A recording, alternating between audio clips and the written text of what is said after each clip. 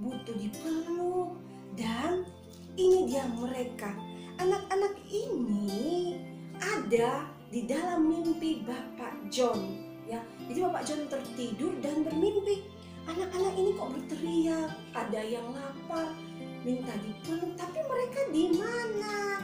Yang menjadi pikiran Pak John yang tinggal di Amerika. Pak John ini dia memang melayani anak-anak jalanan, anak-anak penyimir sepatu, lalu tukang-tukang koran yang ada di Amerika. Nah, ini sudah terjadi sudah lama sekali.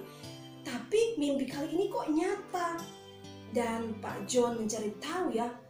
Dia mencari informasi di mana sih anak-anak kok banyak yang kelaparan. Dan dia mengetahui bahwa mereka ada di Hongaria. Hongaria itu di Eropa, ya adik-adik. Dan dia bersiap-siap bersama dengan istrinya untuk berangkat dari Amerika ke Hongaria yang ada di Eropa. Nah, suatu ketika seorang anak sedang duduk termenung di kereta.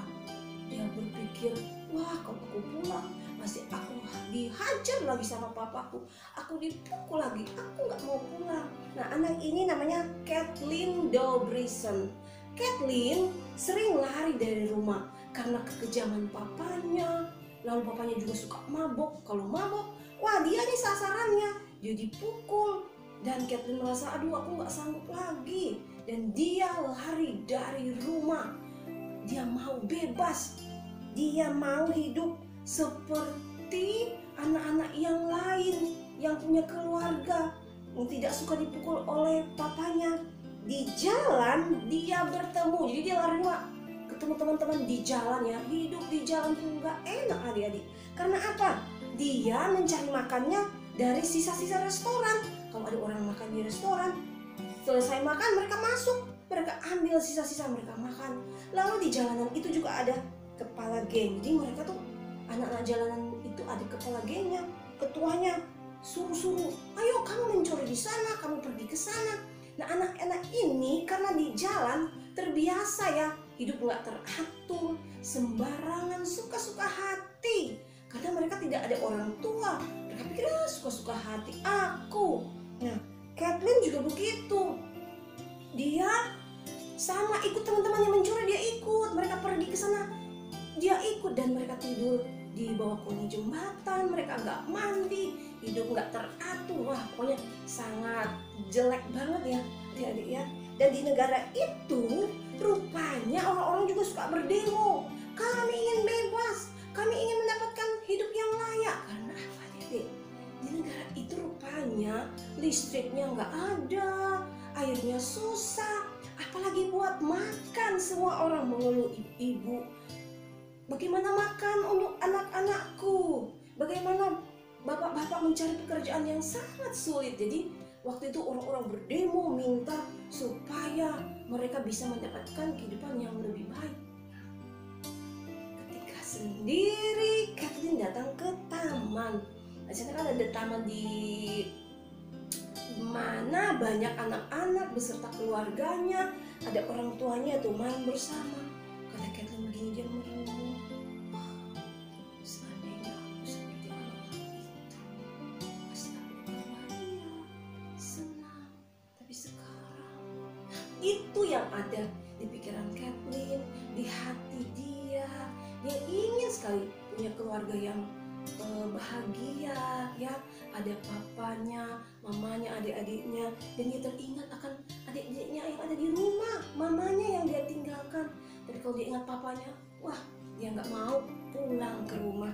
Nah, suatu ketika dia lagi makan bersama teman-temannya, yang nggak tahu dia ambil di mana, karena kan mereka dapat makanan dari mana kalau bukan dari tempat sampah, sisa-sisa, ya. Mereka kan mendapat makanan itu mungkin sudah lama, udah berjamur, udah kotor. Nah, tapi mereka harus makan supaya apa?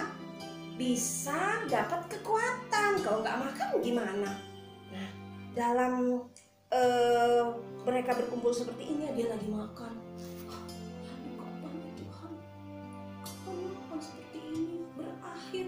Bosan. Dia seperti berdoa karena dia mengucapkan kata-kata yang penuh harapan. Dia tahu di rumahnya itu ada gambar Tuhan Yesus. Kita nggak tahu ini gambar ini siapa. gambar Tuhan Yesus yang tersenyum. Tapi kok ini orang baik ya, dia pikir. Tapi dia nggak tahu Tuhan Yesus itu siapa. Dia tidak diperkenalkan atau tidak ada yang memberitahukan tentang Tuhan Yesus kepadanya. Yang dia tahu hanya gambar Tuhan Yesus yang tersenyum. Terus dia bilang begini ya, tadi makan, kapan dia berakhir seperti ini ya? Gila, gak tahan, aku capek aku. Nah, dia lalu setelah selesai makan, dia naik ke salah satu, mungkin di jembatannya, dia mau bunuh diri, dia mau melompat. Tapi dia dengar sayup-sayup, ada teman-temannya bilang gini, enak juga ya makanan ini, kok bapak itu baik sekali, dia mau kasih makanan sama kita, dia gak kenal sama kita juga gak kenal sama dia, kok dia begitu baik ya. Ketika Kathleen mendengar ini, dia tidak jadi bunuh diri, adik-adik. Kok ada orang yang baik, ada orang yang mau memberi makan, siapa dia? Nah, akhirnya dipertemukanlah dia dengan Bapak John. Ya, tadi kan Bapak John terbang ya dari Amerika ke Hungaria, karena memang Bapak John punya misi untuk melayani anak-anak jalanan.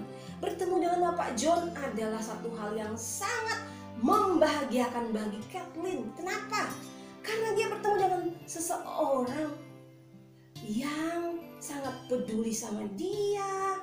Baik sekali kata dia, pikirnya kok dia memberi makanan yang sehat. Yang selama ini Kathleen dapat makanan itu dari mana? Dari tempat sampah, kotor, banyak lalat, banyak ulat atau bagaimana yang kotor yang tidak sehat. Bapak John memberi dengan penuh kasih, bicaranya lemah lembut, orangnya sabar. Nah, Pak John membangun shelter. Nah, kalau sekarang sudah banyak ya shelter untuk menampung anak-anak jalanan. Nah, tahun yang berapa puluh tahun yang lalu itu belum ada. Jadi anak-anak jalanan seperti terbiarkan. Nah, di Hungaria dibangun ini untuk menampung anak-anak jalanan seperti si Kathleen. Anak-anak jalanan ya, termasuk Kathleen, ditampung di sini.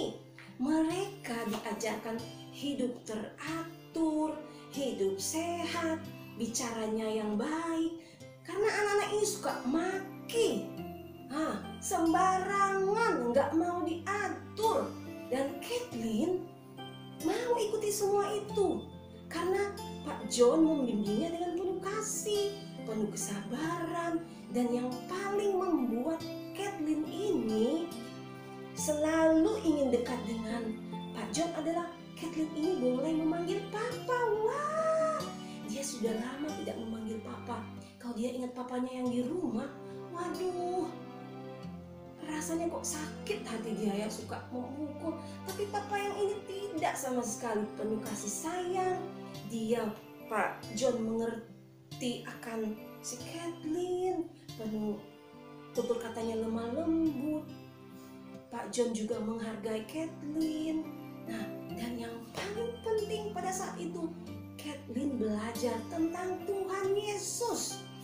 Dia sudah tahu dari Pak John bahwa Tuhan Yesus sudah memberikan hidupnya, mencurahkan darahnya untuk semua orang yang berdosa, termasuk Kathleen.